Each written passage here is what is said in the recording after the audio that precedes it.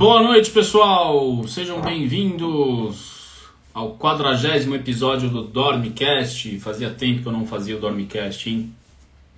Vamos entrando, boa noite, boa noite. Episódio especial hoje, hein? Sobre insônia. Com certeza muitos de vocês já tiveram insônia alguma vez na vida, não é mesmo? Sejam bem-vindos, vamos entrando. Daqui a pouco a nossa convidada, Laura Castro, estará presente. Muito bem, muito bem. E aí, Rodrigo?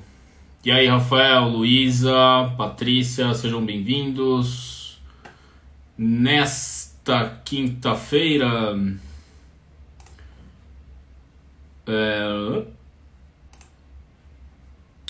Bem-vindos.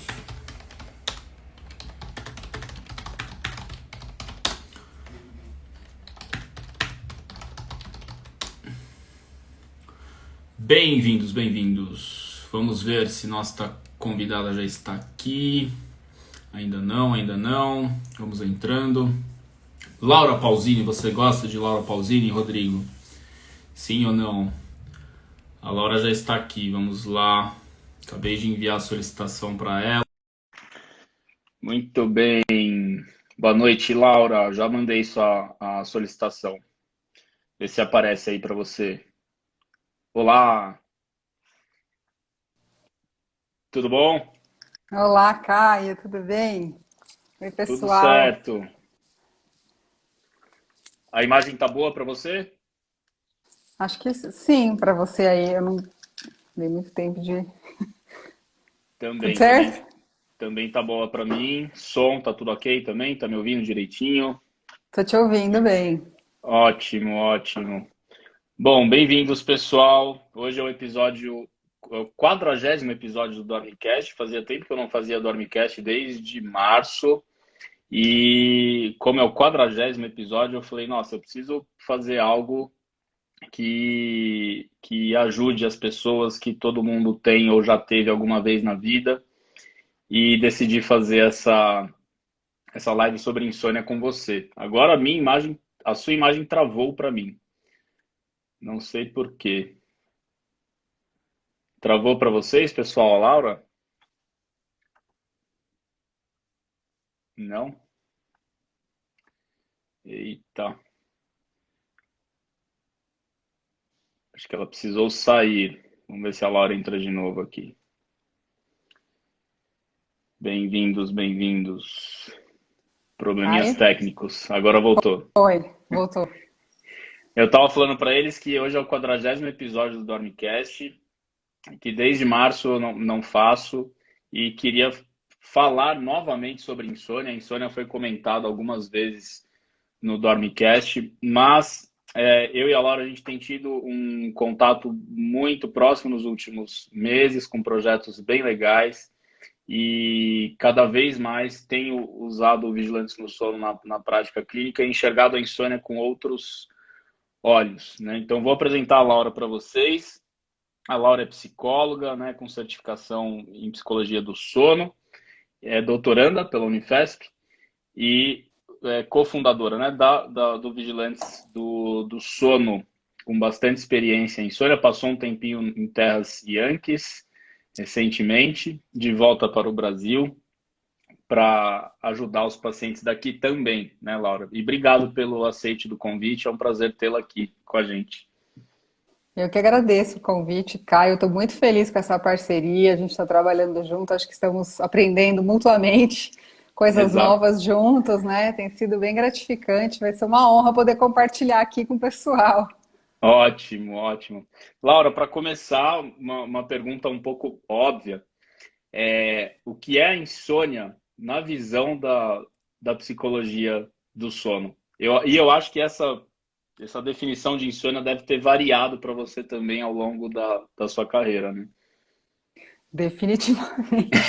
Eu acho que eu me sinto até mais confortável de o que é a insônia para mim, psicóloga do sono hoje, e podendo dizer do que assim para a psicologia do sono em si, porque eu acho que Uhum, na psicologia do sono o que tem sido a melhor experiência para mim é pensar a psicologia do sono como uma oportunidade de reflexão das várias abordagens teóricas em psicologia, assim como é uma oportunidade de trabalho interdisciplinar, né, para vários Sim, profissionais, que eu acho que a medicina do sono tem essa, né, essa características fortes, assim, de integrar os profissionais muito. Eu acho que para pensar a psicologia é a mesma coisa. Então, eu acho que cabem várias definições de insônia na é, psicologia do sono.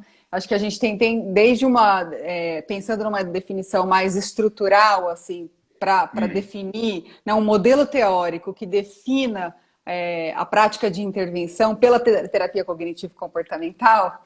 Eu acho que a uhum. gente se baseia nos modelos dos 3 P's da insônia, né? A Legal, insônia, legal. que a insônia é causada por fatores que predispõem a pessoa a desenvolver uma insônia, que tem a ver com a reatividade ao estresse. Né? A Uhum. insônia tem fatores que precipitam ela, momentos de estresse na vida que desencadeiam, né, isso que a gente já tem de base. E a Esse insônia tem momento fatores, light, né, que nós estamos vivendo agora, né? por Poucos fatores exemplo, estressores, né, atuais. pandemicamente afetados diretamente no sono, no âmago da questão do ser, né? É. Acho que sim. E a insônia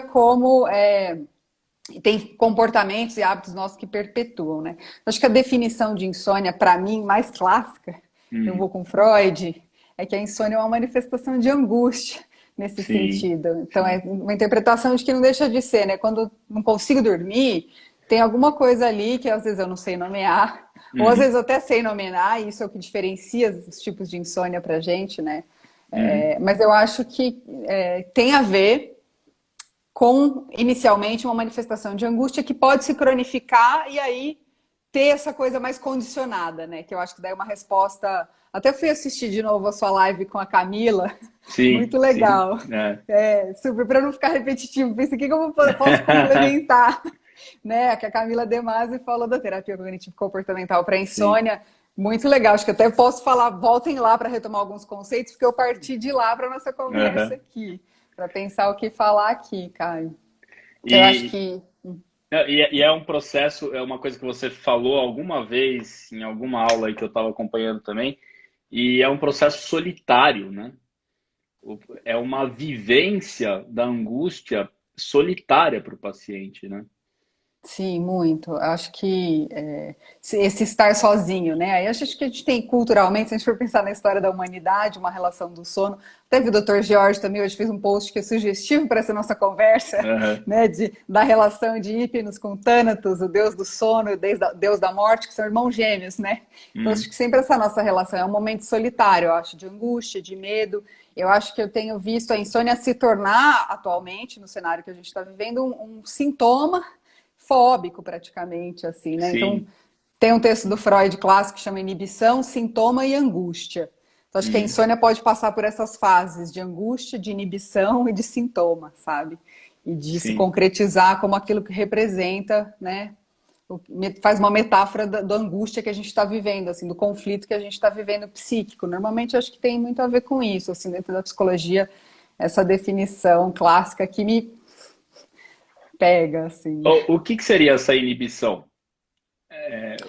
Como Eu que acho que o Freud explica isso? a inibição, na verdade, um pouco antes do sintoma, mas alguma coisa que te impede, né, de fazer alguma Ah, coisa. Então, tá. acho que Tá. tendo a insônia como um comportamento de inibição em relação ao próprio sono, um encontro, Tá. Uhum. por exemplo, bom, vou até querer falar ao longo, porque comentei com você nos bastidores que a gente teve recentemente o congresso da Academia Americana do Sono. Sim, sim. E, e foi um congresso, acho que também porque estamos numa fase saudosista, eu estou saudosista de ir num congresso É, pessoalmente, eu também. e acho que a abertura desse congresso agora, de 2021, para mim teve um gosto do primeiro congresso que eu fui americano, e um professor holandês estudando as bases neurobiológicas da insônia, e aí com descobertas que eu acho que retomam as hipóteses freudianas lá de trás, não à toa, acho que eu estou falando disso, assim. Entendi. É, do que é essa inibição do sono ou a insônia associada ao REM fragmentado, a um sono REM fragmentado, que eu durmo e não consigo, parece que eu não consigo ver o que Sim, eu vou lá e sonhar e aí acordo. E aí sim. acordo, né? A gente tem mais a insônia de manutenção, de despertar precoce associado a isso. Então, que eu acho que é mais frequente até. Aham. Sim, sim.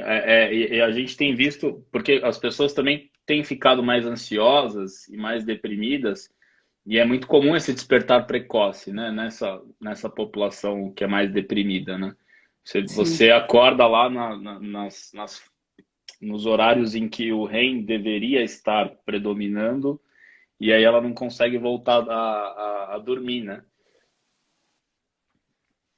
E você Sim, falou. então, encontra um conteúdo, não necessariamente Aham, a gente tem consciência desses despertares, né, do sono REM, sim. mas ele fez vários experimentos, posso até contar ao longo do caminho, mas acho que eu achei mais interessante que me despertou isso, as pessoas tentando desenvolver novos experimentos que ajudem a gente a experimentar o que que é isso que o insônia, né, que a pessoa que sofre com insônia Uhum.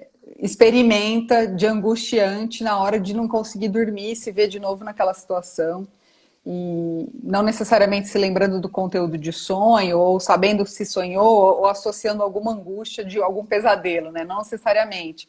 Mas por que que o sono REM está fragmentado, sabe? Tem várias hipóteses novas nesse domínio. Legal, legal. E a insônia, quem não estuda muito, né, a medicina do sono, tende a achar que a insônia, primeiro, ela é tudo na medicina do sono, né? Dormir mal é igual a insônia. O pessoal se esquece de que existe apneia, perna inquieta, etc.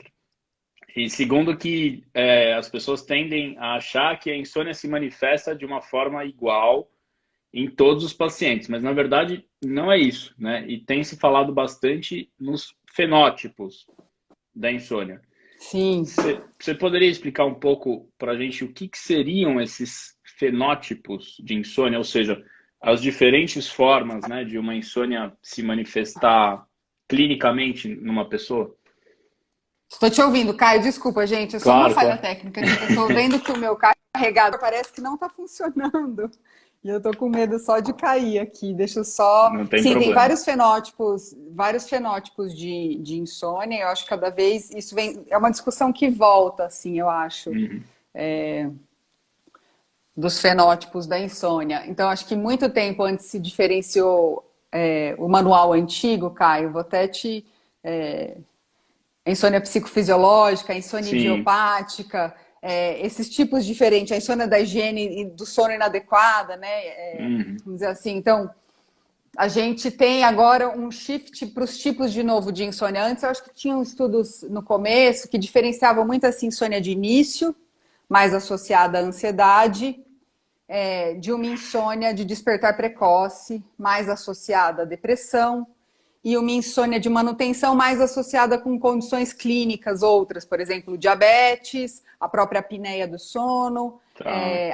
o envelhecimento em si, a menopausa, que traz alterações hormonais, que, por exemplo, Uhum. aumentam a necessidade da pessoa despertar para ir no banheiro, né? Então, interrupções do sono que são causadas por condições clínicas, assim, né? Dor Sim, crônica, que são diferentes, então, dessa insônia que é mais ansiosa sim. e deprimida, vamos dizer assim, né? Então, eu acho que o fenótipo talvez esteja dando um shift, né? Uma mudança para a gente discutir isso, pensar como que isso se associa clinicamente com a manifestação do sintoma das pessoas, né? E a manifestação, a vivência da insônia para elas. Não sei se isso faz Sim. sentido para você, Caio, assim, Faz, pensar os faz, fenótipos. faz sentido, né? Levar em consideração comorbidades e aonde predominam os sintomas, né? Se é mais de início, se é um despertar precoce, se é de manutenção. Às vezes a gente pega muitos casos crônicos, é tudo isso junto, né? Fica uma salada. E aqueles pacientes que realmente dormem pouco, né, Laura? Que têm um tempo total de sono muito curto, né? Esses caras têm maior risco de, por exemplo, desenvolver uma doença cardiovascular ou algum transtorno neuropsiquiátrico. Sim, é isso que os estudos populacionais mostram. Eu acho que quando a gente olha para a população como um todo, a gente vê primeiro isso, que quase 70, de 60 a 70% das pessoas que se queixam de insônia têm a insônia mista. Tem mais de um tipo de sintoma de insônia. E outra forma de dividirem os fenótipos é esse, a queixa de insônia que tem um encurtamento objetivo do sono ou não, né? Que a pessoa preserva a quantidade de sono dita normal, vamos dizer assim, entre aspas.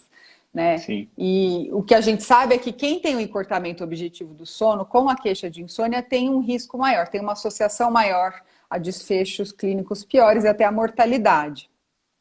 Eu acho complexo um pouco a gente pensar, porque quem vem primeiro, né? Assim, a gente sabe que tem os estudos de incidência com doença cardiovascular que mostram que mesmo em quem não tinha, então você pega uma população que se queixa de insônia hoje, que tem um encurtamento objetivo do sono, uma população que tem a queixa de insônia sem o encurtamento objetivo do sono, medido por polissonografia, né? Então, tipo, um exame de polissonografia que detectou que a pessoa realmente está tendo um sono mais curto. Sim. E aí a gente acompanha essas pessoas ao longo do tempo e a gente vê que as pessoas que têm um encurtamento objetivo do sono desenvolvem mais hipertensão, têm mais risco de doenças cardiovasculares, de ganho de peso, de mais resistência à insulina, por exemplo, então aí mais chance de desenvolver um diabetes e outras doenças crônicas. Então, sim, a gente vê. Nos dados do Epsono, vou te contar que é um dado que a gente já analisou em algum momento e que eu acho que agora, com as novas ondas do Epsono, essa resposta vai vir, que é o estudo do Instituto do Sono aqui em São Paulo, né? Essa resposta talvez venha mais redonda, porque a gente tem um período de segmento maior, que é um pouco difícil de separar o que é da idade, do envelhecimento, o que é da doença, assim, sabe? Eu tenho um pouco essa preocupação porque a gente não tem essa resposta clara. É um fator de confusão que às vezes não dá para tirar, né? Porque a amostra é a mesma desde 2007. 2007, né, que começou, né? 2007. Então, eu acho que o Epsono, de qualquer jeito, é de 2007, mas tinha uma população adulta mais jovem.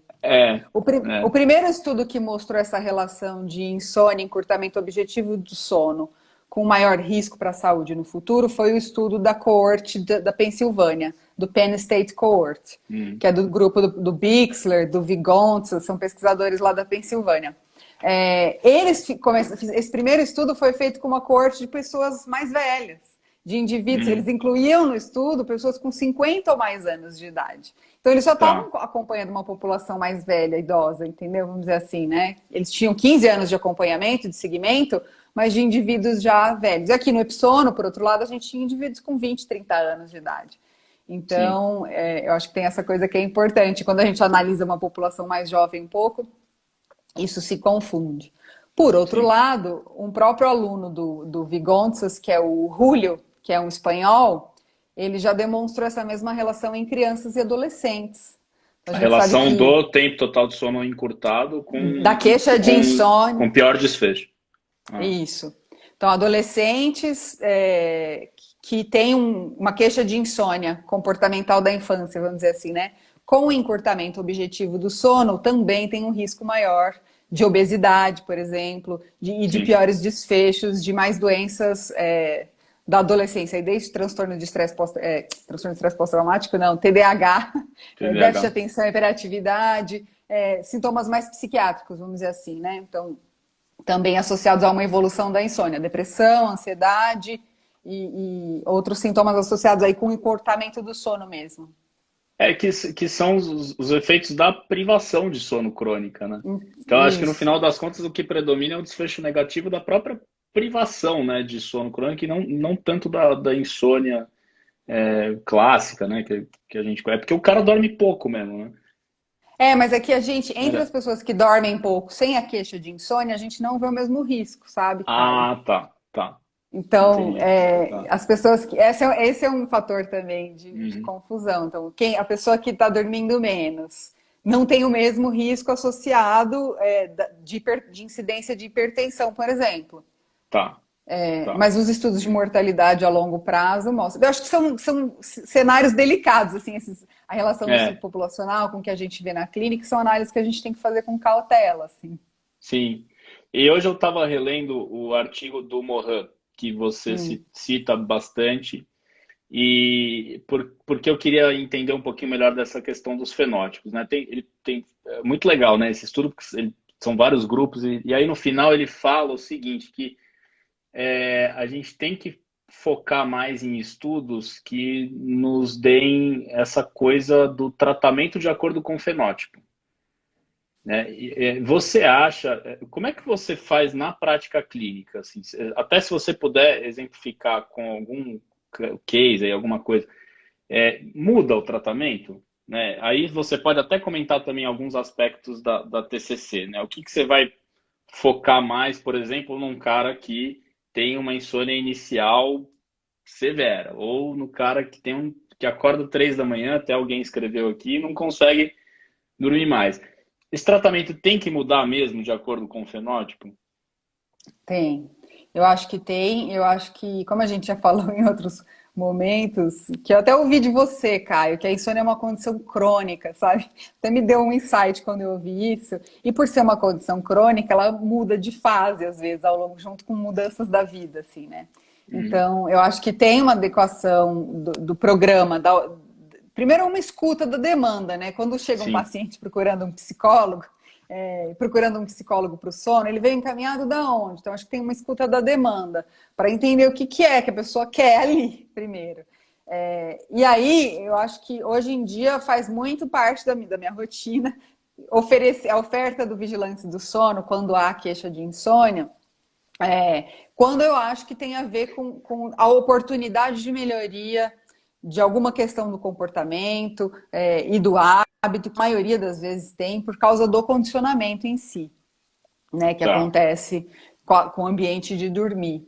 Mas eu acho que tem pacientes, por exemplo, que precisam de mais psicoterapia, que não estão afim, às vezes, de fazer a mudança de hábito, ou que né, não precisam fazer a mudança de hábito, sabe? Porque também tem isso, em que fase da vida essa pessoa tá, né? Se ela É, precisa, tem gente que não precisa tanto da mudança naquele momento, prefere ficar lidando com as consequências do que se haver com ter uma melhora rápida.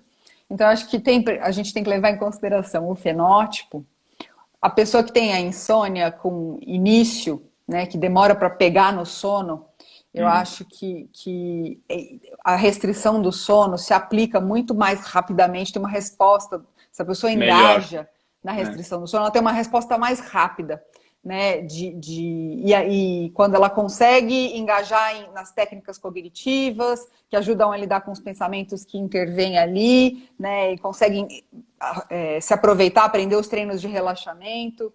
Por outro lado, uma pessoa que tem uma angústia mais cronificada, e aí eu vou chamar isso mais de tristeza, de depressão junto, Sim. quando tem esse padrão que eu assisti muito então, na aula do holandês, do Van Someren, esse padrão da insônia fragmentando, do REM fragmentado, e que tem uma história traumática, assim, subliminar junto, eu acho que já precisa de um convite de engajar esse paciente em abordar essas questões, né, em revisitar, em pensar, né, Uhum. em fazer um convite para ir um pouco além, sabe? Então, eu acho que na minha prática tem muito essa conversa de explicar o que funciona, como é que funciona o protocolo da TCCI, dizer que ele não é fácil, né, que demanda, acho que tem um contrato inicial, assim, né, que É, demanda um engajamento que é importante. E aí eu acho que a palavra do médico é muito importante quando vem de um encaminhamento. O sim. peso da palavra do médico, não sei como que é isso para você.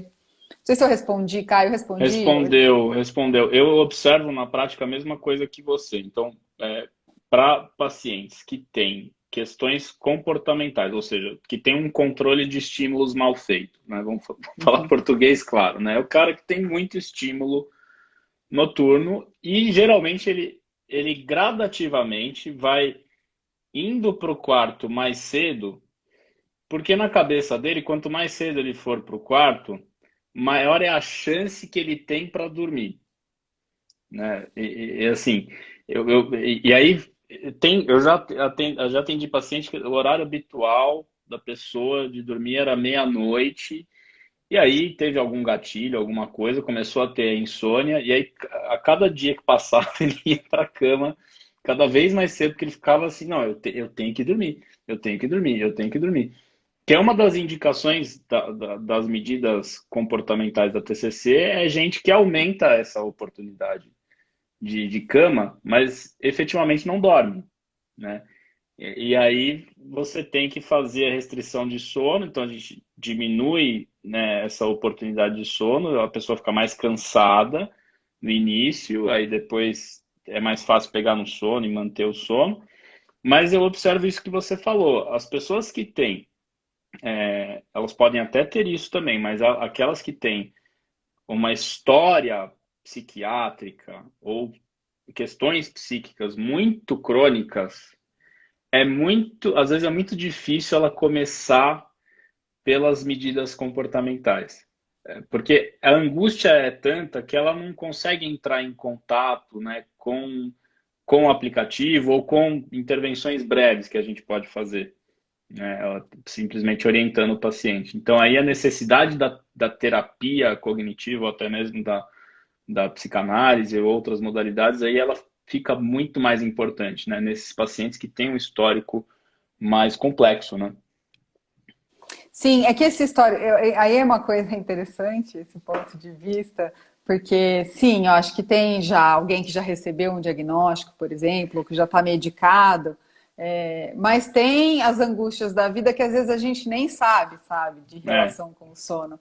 E que aparentemente eu não tenho nada, eu nunca tive nada, mas a nossa relação com o sono tá na gênese. É difícil saber esse sono fragmentado, esse REM fragmentado, o que que é, sabe? Eu fiquei muito curiosa, porque não necessariamente já houve esse diagnóstico psiquiátrico antes, sabe? sim, Então, sempre envolve. Acho que também porque tem um pouco da questão da pandemia atual, que não tem ninguém que esteja com sofrimento exacerbado, sabe? Mesmo que não é, tenha uma condição psiquiátrica, que não tenha ninguém ultimamente que não tenha uma necessidade de falar e de ter um é, acompanhamento um pouco mais para além só das práticas comportamentais e cognitivas voltadas para lidar com a restrição do sono na cama e com a insônia em si. Então, ultimamente, eu tenho visto mais o potencial da psicoterapia, da necessidade das pessoas de falarem sobre tudo que está acontecendo ao redor na é, vida e como isso traz uma oportunidade de elaboração diferente, de se posicionar diferente, de olhar para o próprio sono e para a insônia diferente, né? A Camila falou uma coisa aqui na conversa de vocês antes sobre a TCCI, da má percepção do sono, que eu acho que tem a ver com a relação que a pessoa estabelece com o sono, que com uhum, o tempo, essa percepção que eu tenho do tempo que eu dormi, né, ou ir dormir achando que eu já não vou dormir o suficiente, impacta como que eu vou perceber o tanto que eu dormi, né, é, o quão eficiente foi meu sono. Então, acho que isso também é importante da gente é, pensar no paciente. Eu acabo achando que talvez eu tenha uma clínica viciada e é difícil ter uma insônia que não precise junto ou que não se beneficie junto e com mais efetividade quando tem uma abordagem da terapia cognitiva, vamos dizer assim, para além da relação com o sono, sabe? Da sim. psicoterapia para além da relação com o sono, generalizando a relação que a pessoa tem com o sono para as outras relações que ela estabelece na vida, sabe? Sim, porque o que aparece à noite não necessariamente é só uma preocupação com o sono, né? Vem tudo junto, né? Não é só, Vira isso, né? não é só assim, será que eu vou dormir? Ou se eu não dormir, meu dia vai ser muito ruim, se eu não dormir, né? E agora, tem uma coisa, Laura, mesmo esses pacientes mais crônicos, né? Tanto esses pacientes mais crônicos que têm uma história clínica mais complexa, até os pacientes mais simples, entre aspas, né? Entre aspas, porque eu acho que não tem caso de insônia simples, todos eles falam o seguinte, né? Quando você explica o que é restrição de sono, todos eles falam o seguinte: nossa, eu sempre pensei o contrário, né? E é uma coisa tão básica, né? Então, repetindo aqui para quem entrou mais tarde. Então, a gente diminui a oportunidade de sono que o paciente tem e semanalmente aumentamos esse tempo em que ele fica no quarto, porque no começo ele fica mais cansado e a ideia é que ele aproveite esse cansaço, essa pressão de sono para dormir mais facilmente.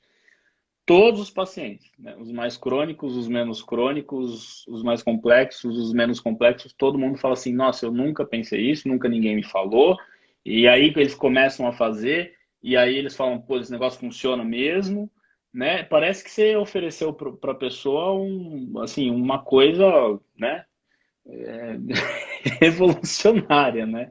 E o raciocínio é muito simples, né? Tão óbvio, né? E as pessoas não têm esse conhecimento, né? Eu não tinha, você antes de estudar também não tinha isso, né?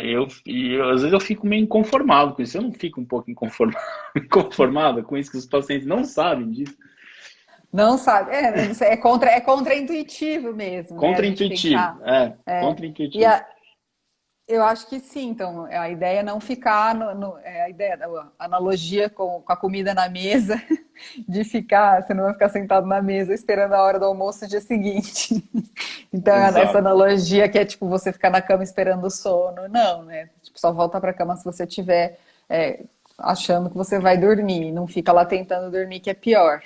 Então, sim, eu acho que é um divisor de águas para muita gente, assim. E eu acho que é a fase mais difícil também do programa e que eu tenho uma esperança de que a gente faça esse experimento junto, com até Caio, em mais larga escala, que eu acho que tem aquele estudo do Morin e do Charles Morin e outros que estão saindo. Teve um desenho de estudo que saiu do Michael Perlis também, que é como que você combina terapia com medicação, por exemplo, e o medicamento pode vir ajudar justamente nessa fase que é tão difícil da terapia É, cognitivo-comportamental para insônia, que é a pessoa seguir a restrição do sono, né? é, Porque, então, no começo, com a restrição do sono, então a pessoa fica 9 horas na cama e dorme 5 ou 6 horas. Então você está 3 horas a mais na cama, gastando seu tempo tentando dormir sem conseguir. Então nós vamos fazer o seguinte, nós vamos, né, o que a Sônia propõe, a robozinha na TCC, mas o que a gente propõe mesmo para os pacientes. Então a partir de hoje você vai ficar só na cama o tempo que você está dormindo, né, às 6 horas. E aí é isso que você falou. A cada semana, conseguiu dormir as 6 horas que você ficou na cama, aí a gente aumenta meia hora na próxima semana. Então agora fica 6 horas e meia. Tá dormindo às 6 horas e meia? Aumentamos mais meia hora. E assim vai indo. O que acontece muitas vezes, que daí eu acho que os fenótipos, a gente não tem essa resposta pronta. Como que uhum, cada um dos fenótipos de insônia responde em relação à restrição do sono e qual que é o melhor momento para você começar a fazer a restrição do sono é, em uma pessoa ou na outra, dependendo da tolerância de cada um, da preferência de cada um e da história clínica também, né? é. Que eu acho que é importante. E Por exemplo, aí, pacientes que estão muito deprimidos, né, que não estão compensados de algum transtorno de humor, eu acho muito difícil sim, você começar a restrição do sono logo de cara, assim, né? Porque a capacidade cognitiva, o próprio nome diz, né? Terapia cognitivo-comportamental para insônia. Então, você tem que ter o mínimo de reserva cognitiva para entrar no programa. Então, as pessoas que estão muito descompensadas do ponto de vista psiquiátrico, eu acho até arriscado, né? Fazer essa restrição do sono. sim, é um dos pontos que a gente chama atenção. Qual que é a contraindicação da terapia cognitivo-comportamental para insônia? A contraindicação é nessas circunstâncias não ter um acompanhamento médico, um acompanhamento de um profissional de saúde próximo, assim, né? Sim, De preferência psicológico, assim, e psiquiátrico mesmo, eu acho, porque são casos mais complexos aí.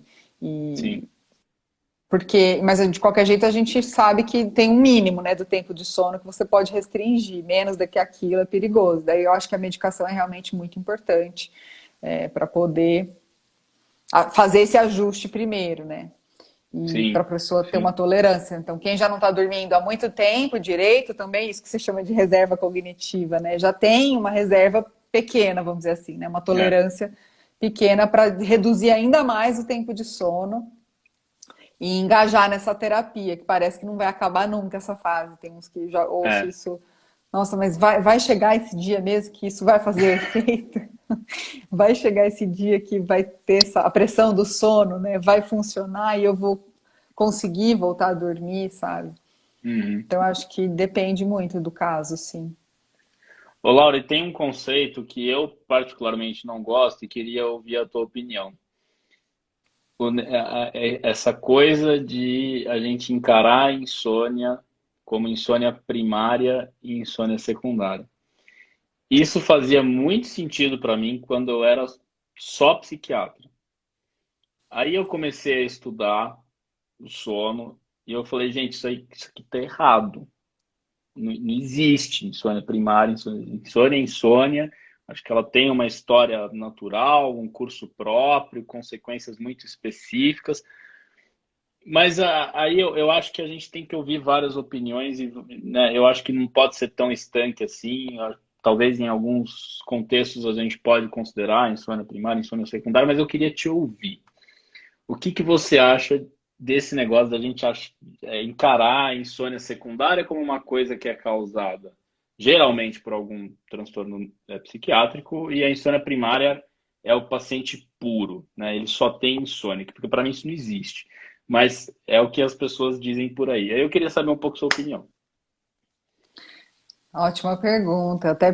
Até contrastando com o que eu falei antes da inibição, sintoma e angústia, que é essa visão mais freudiana, que tem muito mais a ver com o curso natural assim, da insônia em si, né? A história natural da doença, vamos dizer assim.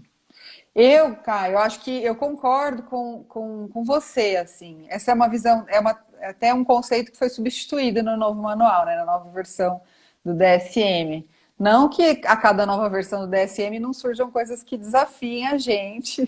Por Né? exemplo, essa discussão que eu estou vendo meio de pano de fundo, que é tipo, envelhecimento vai entrar no DSM, assim, né? É, é, Enfim, então, mas foi uma visão abandonada no sentido de que eu acho para mandar a mensagem de que, independente se a insônia é primária ou secundária, se você não tratar a insônia, você não vai, né, resolver nenhuma coisa nem outra. Então, eu acho que a iniciativa de tirar o primário e secundário do DSM tem isso. Então, eu concordo. Eu não acho que é difícil ver uma insônia pura, né? A não ser que é hoje. Amanhã, eu, por exemplo, estou saindo de viagem às 6 horas da manhã, eu nem arrumei minha mala. Então, hoje eu vou ter uma insônia que é primária. Mas, exato. enfim, pode. Mas eu acho que conceitualmente, se a gente for pensando para os profissionais de saúde na prática clínica, a visão principal da gente tirar o primário e secundário do caminho é de que sempre a insônia tem que ser abordada, né? Porque eu vejo isso, se você encara como secundária, ela sempre vai ficar em segundo plano. O cara sempre vai focar o tratamento naquilo que ele acha que é o de base, e aí a insônia vai ficar lá rolando, isso não é abordado, né? Eu tenho essa percepção. Não, e é isso mesmo, porque o que os estudos demonstram é que quanto antes a insônia for abordada, melhor. Não é porque, por exemplo, ela está secundária a. Vamos pegar uma situação mais extrema: um paciente com câncer, que recebeu o diagnóstico de câncer, está fazendo tratamento, desenvolve uma insônia, né? E não é porque ela é secundária a essa situação, né, da suspeita de uma doença que ameaça a vida, que daí entra toda uma fase de angústia, né, e de dor, por exemplo, junto. Não é porque ela está secundária a isso que você vai deixar a insônia para depois. Ao contrário, quanto antes você abordar a insônia, melhor você vai, mais você vai ajudar o seu Sim, paciente a passar pela jornada que ele está começando aí da vivência do câncer, né? Então eu acho que tem muito essa dimensão. E aí não só pensando em doença psiquiátrica, mas em qualquer condição clínica, médica, né? Eu sim. acho que sim, eu acho que o grande X do pulo do gato de tirar conceitualmente do manual diagnóstico primário e secundária é esse. Essa visão de que quanto antes a gente abordar a insônia melhor para todas as outras condições. Então é não deixar ela para depois, ao contrário, porque ela vai dificultar tudo que você vai fazer. Ela vai diminuir a adesão Exatamente. Exatamente. a qualquer programa terapêutico. Então, tipo, eu estou fazendo um plano de emagrecimento de uma pessoa com uma doença, né, que está obesa, ou que está hipercolesterolemia, ou um diabetes. Então, né, se é secundário e eu não tratar, você não vai ajudar aquela pessoa a engajar no tratamento. Acho que tem muito isso, É, assim. O é. sono O que eu como tenho, o que eu tenho visto muito agora é os pacientes que pegaram Covid e que fizeram corticoterapia, e a gente sabe que a corticoterapia na Covid, ela tem, o pessoal tem pesado a mão, né, com razão, para inibir toda essa cascata inflamatória do vírus. E eu tenho pego esses pacientes que receberam a corticoterapia, desenvolveram aquela insônia por excesso de predzinho, ou seja lá qual for corticoide. E aí o cara vai lá no pós-Covid, no ambulatório do pós-Covid, e fala, eu tô com insônia. E isso nunca... Não, mas é por causa da Covid, você recebeu corticoide, né? Só que assim, o cara já acabou a corticoterapia, os exames estão todos normais, né? Tá tudo certo, ali, blá, blá, blá, mas ele ficou, né? Como uma sequela, né? Enfim, não sei se é do vírus ou se da corticoterapia. Então, agora você vai ter que abordar a insônia desse pós-Covid, como ela deve ser abordada, né? Não é para esperar um milagre durante o pós-Covid e assim, vai sumir a insônia em algum lugar. Não, porque vai cronificar, né? O paciente que não tem essa insônia abordada tomando ou não corticoide, ele tem um grande risco de começar a desenvolver maus hábitos de sono, né? Porque ele não está dormindo bem. E aí a coisa se cronifica mesmo, né? Sim, eu acho que a gente está vivendo num tempo também, talvez antes da energia elétrica, fosse mais espontâneo É, esse melhorar da insônia. Mas num tempo de energia elétrica, de redes sociais, de isolamento, né? A gente tem muitos fatores que entram na perpetuação da insônia. Eu acho que cada vez mais a gente tem que abordar a insônia, sim, porque ela sim. é profilático para outras doenças, é preventivo da própria da insônia, da cronificação da insônia, mas de outras doenças também, né? Da própria doença mental. Então, acho que isso é super. Um alerta até, né? Pós-Covid. É. Ô, Laura, a gente como especialista, a gente recebe somente não somente, mas a gente recebe muita coisa que é preocupante, né? Que é difícil, então eu tenho visto cada vez mais, infelizmente, casos de dependência química de indutor de sono, né? E tenho recebido, infelizmente, muitos profissionais de saúde, né?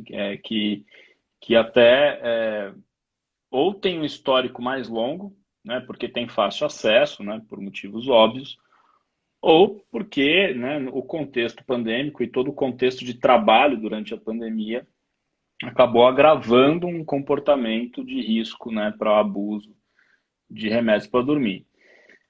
O que que você tem para falar para a gente assim? Eu tô lá no meu consultório, no hospital, eu sou um psicólogo generalista, eu sou um médico generalista, eu sou um clínico, até mesmo um profissional de saúde mental, enfim.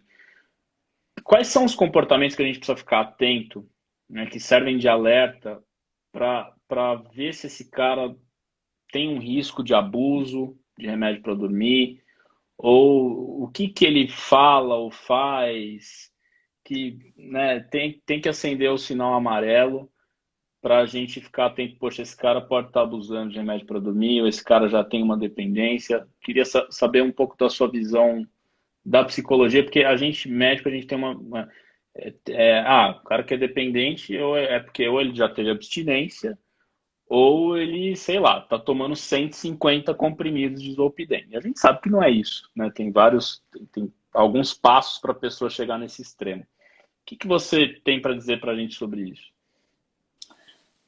Que pergunta desafiadora, viu, Caio? Assim, porque eu acho que em profissional de saúde é mais difícil, já tem uma tendência. Eu lembrei até de um psiquiatra da Unifesp que estudava isso, dependência em médicos, em profissionais de saúde, essa tendência o acesso, né?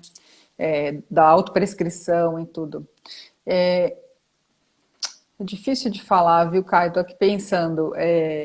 Um sinal, né? Um sinal. Eu acho que um sinal é quando você, de repente, pensa para as pessoas, né? E aí são dois cenários, ou o profissional que consome a medicação em si, ou o profissional que vai prescrever pela primeira vez uma medicação para ele pensar nas repercussões, né, na prescrição de um psicotrópico, que a gente minimiza, às vezes, né, o potencial de um psicotrópico de mudar a relação que a pessoa tem com a vida, assim, que eu acho que é Sim, importante. Mas um sinal, eu acho que é tipo, quando não tem uma preocupação de base disso, né, de tô tomando um monte de remédio, então uma preocupação anterior, né, acho que esse alerta de que essas medicações podem facilmente levar a uma dependência, E às vezes, mesmo que não é diferente do benzodiazepínico, o Zolpidem, como você falou, o indutor do sono, a gente esperava que ele causasse menos dependência, menos tolerância do que um benzodiazepínico. E não é bem isso, às vezes, que a gente vê, né? Então, a pessoa vai precisando de uma dose maior. Então, quando você sente que você precisa de um segundo para ter um Uhum. efeito que você tinha da primeira vez, pã, Alerta. aí, É, sinal de alerta, é. entendeu? Não, já procure não tomar no dia seguinte, já liga para Ou, o médico. ou avise quem prescreveu, ó, tá acontecendo isso, né? Exatamente, quando você sente que você precisa de um segundo, sabe? E aí eu Até acho que porque já as é um. doses recomendadas estão concentradas em um comprimido, né? Ou é 5 ou é É, 10, né? Os consensos não fogem disso, né? Ou é 5 ou é 10, acabou, né? é. Então, acho que é isso. Precisou de um segundo. Então, às vezes eu vejo isso. Os pacientes falando, ai, aí não funcionou, tomei o segundo. Aí tomou o terceiro. É assim que começa, né? Vai, aí toma uma cartela de um remédio em uma noite. Nossa, já tá no É, desespero. Então, é. eu acho que assim, quando precisou do segundo comprimido, né? Quando sentiu que não está fazendo efeito, ela já está numa situação de alerta, assim, de tipo, Sim. não vai adiante, porque vai degringolar e essa é a porta de entrada para o próximo remédio, né? Porque daí você começa, toma um remédio para ficar acordado, toma um remédio para dormir. Né? Aí vai começar, aí toma um para controlar o humor bom, o humor ruim, aí vai, né? É um para comer, um para parar de comer e vai. Você não tem mais função A funcionando pessoa sozinho. não se apropria da própria vida, né? Fica Sim, em pílulas, né? Cada é, esfera da vida tá, tem que ter uma pílula, né? eu acho que isso é super importante. Esse é o sinal que mais me chama atenção, assim. Eu até te faço a mesma pergunta. Qual que é o sinal para você, assim, né? De Então, não, dependência química? é isso que você falou, uma falta de insight, de preocupação, de crítica, né? Tipo assim, ah, é normal, normal, tô tomando dois, três, ok, né? Eu acho que eu acho que quando está nesse estágio, geralmente a pessoa já tem um quadro de dependência claro, né? A tolerância que você falou, quando eu estou precisando de mais um, né? Um sinal de alerta claríssimo. E às vezes o contato do dependente químico, o comportamento do dependente químico manipula. A gente que é prescritor, então, por exemplo, você dá uma caixa de 20. Teoricamente, essa caixa tem que durar 20 dias. Aí o cara te manda um WhatsApp com 10 dias. Então, assim, é alerta.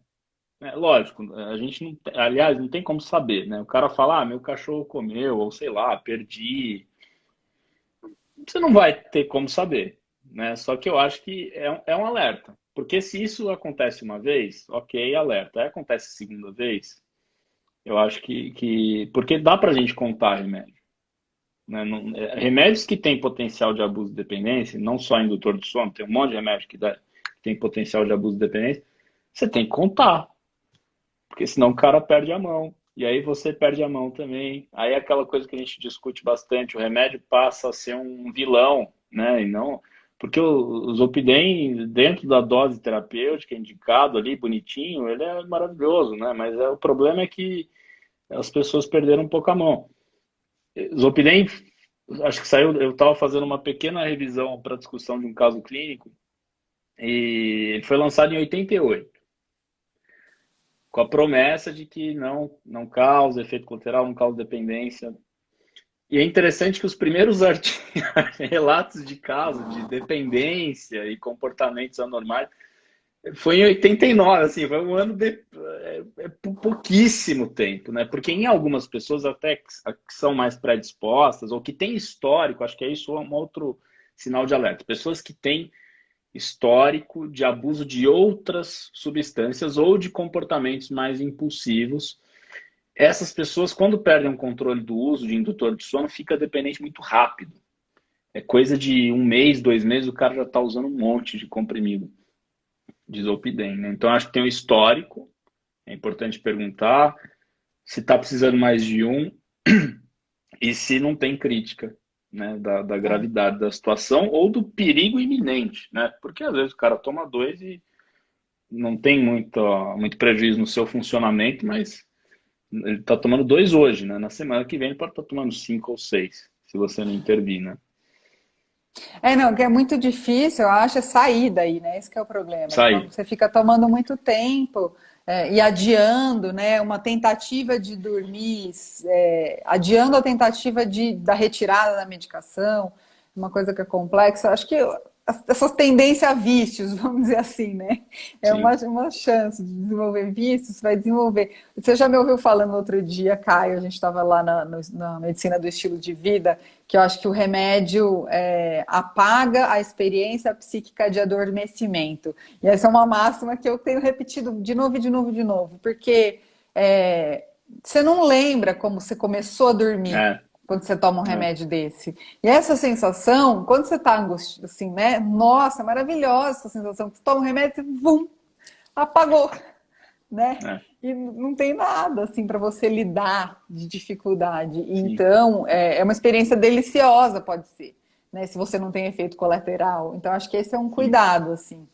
Porque depois retornar, reaprender essa experiência de pegar no sono sozinho, sem o efeito do remédio, é muito difícil, sabe? É muito sim, angustiante também. Então, você resolveu uma angústia tremenda de não conseguir dormir com o remédio, mas se você não cuidar, você, né, cria uma outra angústia depois da retirada, cria um outro problema, que daí é isso, virar o vilão. sim, Então, é um cuidado e tanto, assim, eu acho. A gente tem que discutir cada vez mais a importância, assim, né, da prescrição de remédio para dormir e o desespero que a gente tem vivido de coisas que atrapalham o nosso sono e por que a pílula do sono não entra nesse lugar de vilã, né, de virar vilã, assim, uhum, ajudar e não atrapalhar, né.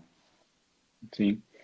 Laura, a gente está chegando no final, mas eu queria que você falasse da sua filhinha Sônia. Fala um pouco pra gente do programa.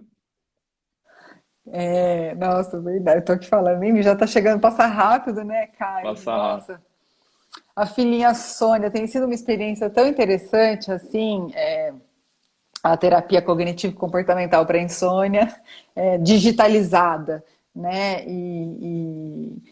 Eu acho que um desafio, assim, então eu que tenho essa abordagem mais de psicanálise, né? E Pois que é. venho sendo rendida, já tinha sido rendida pela terapia cognitivo-comportamental para insônia na prática, mas tendo a Sônia, a robozinha, que faz boa parte do conteúdo da restrição do sono e que ela sistematiza esse encontro, né? Que a gente não pode estar lá todo dia ajudando a pessoa no dia a dia dela a aplicar a restrição do sono e a lidar com Uhum. essa angústia do dormir. Então, acho que a Sônia tem entrado nesse lugar sensacional de ajudar as pessoas mesmo a fazer essa mudança de hábito. Não acho que é todo mundo que engaja a Sônia, então, para quem está aí e não conheceu ainda. Eu tive a sorte de dois engenheiros que me encontraram para desenvolver um aplicativo para uma terapia cognitivo-comportamental para insônia digitalizada. No começo fiquei meio cética, mas aí, tipo, gente, o futuro é inteligência artificial, sabe? E foi uma oportunidade muito interessante porque não tinha. Eu conhecia o Sleep, que é a nossa referência da Inglaterra, um dos primeiros aplicativos que surgiu, mas não existia ainda nenhum aplicativo com a inteligência artificial e com o chatbot. Né? O chatbot é essa robozinha, então você conversa com mensagem com a Sônia dentro do aplicativo. Então, e aí, e também com essa ideia da gente não ter o encontro que é semanal, né? Todos os protocolos de terapia cognitivo-comportamental para insônia, desde os primeiros, Caio, acho que foram desenvolvidos para qualquer profissional de saúde aplicar. Tinha enfermeiros que aplicavam pelo telefone, né? Tinha os encontros em grupo, com a ideia da gente expandir o acesso das pessoas a essa modalidade de intervenção terapêutica não farmacológica, que tem muitas evidências demonstrando sua eficácia para lidar com a insônia. Então, aí veio essa, né? Nossa, a Sônia conversa todo dia um pouquinho, não é aquela uma vez por semana, então vai ajudar as pessoas que já têm que preencher o diário de sono uma das ferramentas mais importantes do psicólogo do sono e de quem trabalha com a terapia cognitivo-comportamental para insônia é o diário do sono. O diário de sono, não só ele traz uma informação da pessoa sobre o que ela está fazendo, acontecendo no dia a dia dela do sono, do padrão de sono, mas é um treino para a pessoa de autopercepção, sabe? Então, e aí a orientação sempre não fica olhando no relógio, né? A percepção da pessoa de quanto tempo ela acha que passou e da hora que ela acha que foi, da hora que ela acha que levantou, que é importante. Acho que faz parte do efeito terapêutico da terapia cognitivo-comportamental para insônia, esse aprendizado de olhar para o sono, de autopercepção do sono. Então, então a Sônia, essa robozinha, ela tem uma conversa de 1 ou 2 vezes por dia, uma para convidar a pessoa para preencher. E aí, vamos preencher seu diário de sono com as informações sobre o sono, que é justamente esse treino de autopercepção do sono, sem a contagem do relógio. E um segundo encontro, ou que pode ser junto, né, a pessoa já faz a sessão de 5 a 10 minutos, aprendendo todos esses treinos cognitivos e de relaxamento, que eu acho que são habilidades fundamentais para a vida, assim, né? São habilidades a serem desenvolvidas para a vida de qualquer ser humano, são habilidades que promovem relaxamento físico e mental, né? Que ajudam a gente a lidar com esse turbilhão de informação que a gente está, então esse processo de desconexão que a gente tem que fazer, de preparo para o sono. Acho que os promovem a experiência psíquica de dormir, né? Que é o que você falou, que muitas vezes as medicações para dormir tiram, né, de muitos pacientes. Tiram, e depois para você retomar isso, ou se você já está sem isso por causa da insônia, se a sua experiência psíquica de pegar no sono, de adormecimento, já está abalada por causa da insônia, essas práticas, esses treinos ajudam, né, a lidar com essa dificuldade. Então, acho que sim, são habilidades mesmo importantes para a retomada dessa experiência. Então, a Sônia tem sido um aprendizado, assim, acho que tem uma pergunta. Eu me sinto muito feliz porque isso me abre oportunidade de demanda para a psicoterapia, para o mais além, né, das questões da vida da pessoa que são, né, a angústia de base. Então, acho que a insônia, quando vira um sintoma, é quando aquela situação original estressante que angustiou e causou a insônia já acabou, já foi embora, já passou da vida, mas a angústia vira a própria insônia. Então, não tem mais nada ruim acontecendo na vida. A única coisa que tem de ruim na vida da pessoa é a insônia. A insônia vira o enxame de todos os problemas. Então, acho que aí acaba dando espaço também, enriquecendo muito o trabalho terapêutico, clínico. Ô, Laura, e alguém perguntou aqui mais para cima, qualquer pessoa pode baixar o aplicativo ou necessariamente tem que ter indicação de algum profissional? Qualquer pessoa pode baixar o aplicativo, sim, tem essa modalidade self-help, né? Mas eu acho que o que a gente tem visto e recomendado é que o acompanhamento profissional faz muita diferença, sabe, Caio? Porque surgem dúvidas, porque surgem questões que são difíceis de adaptar na vida, não é todo mundo que tem o perfil, então, para seguir tudo que a receitinha de bolo que tem da robozinha, a robozinha tem limitações, né? Então, acho que o papel do profissional de saúde é muito importante, assim, nessas horas.